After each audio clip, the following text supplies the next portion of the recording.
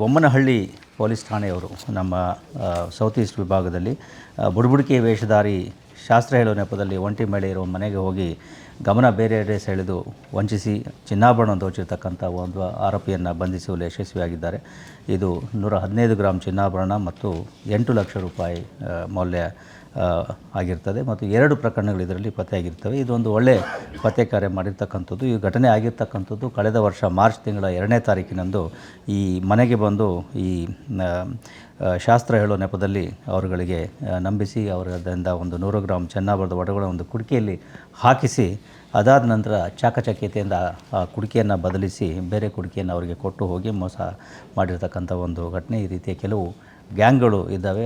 ಅದಕ್ಕೋಸ್ಕರ ಸಾರ್ವಜನಿಕರು ಸ್ವಲ್ಪ ಇಂಥವರ ಬಗ್ಗೆ ಅಲರ್ಟ್ ಇರಬೇಕಾಗ್ತದೆ. ಯಾರಾದರೂ ಅಪರಿಚಿತರನ್ನು ಈ ರೀತಿ ಮನೆಗೆ ಸೇರಿಸ್ಕೊಳ್ತಕ್ಕಂಥದ್ದು ಮತ್ತು ಅವರ ಮುಂದೆ ಒಡವೆಗಳನ್ನು ತಂದಿಡ್ತಕ್ಕಂಥದ್ದು ಅಂಥದ್ದನ್ನು ಮಾಡದೇ ಇರೋದು ಒಳ್ಳೆಯದು. ಇದು ಆಗಿದ್ದು ಈಗಾಗಲೇ ಹೇಳಿದಾಗೆ ಮಾರ್ಚ್ ತಿಂಗಳಲ್ಲಿ ಪೊಲೀಸರು ಈತನ ಬಗ್ಗೆ ಪತ್ತೆ ಕಾರ್ಯ ಮಾಡ್ತಾ ಇರುವಾಗ ಅದೇ ರೀತಿಯ ಓರ್ವ ವ್ಯಕ್ತಿ ಈ 10ನೇ ತಾರೀಕು ಜನವರಿಯಂದು ಬೊಮ್ಮನಹಳ್ಳಿ ವ್ಯಾಪ್ತಿಯಲ್ಲಿ ಕಂಡು ಬಂದಾಗ ಆತನನ್ನು ಹಿಡಿದು ಕೂಲಂಕಷವಾಗಿ ಪರಿಶೀಲನೆ ಮಾಡಿದಾಗ ಆತ ಈ ಪ್ರಕರಣವನ್ನು ಮಾಡಿರ್ತಕ್ಕಂಥದ್ದನ್ನು ಒಪ್ಪಿಕೊಂಡಿರ್ತಾನೆ. ಜೊತೆಗೆ ಈ ಹಿಂದೆಯೂ ಕೂಡ 2020ರಲ್ಲಿ ಇದೇ ರೀತಿಯ ಒಂದು ಕಳ್ಳತನದ ಪ್ರಕರಣವನ್ನು ಇದೇ ಬೊಮ್ಮನಹಳ್ಳಿ ವ್ಯಾಪ್ತಿಯಲ್ಲಿ ಮಾಡಿರ್ತಕ್ಕಂಥದ್ದು ಕೂಡ ಇದರಲ್ಲಿ ಈಗ ಗೊತ್ತಾಗಿದೆ.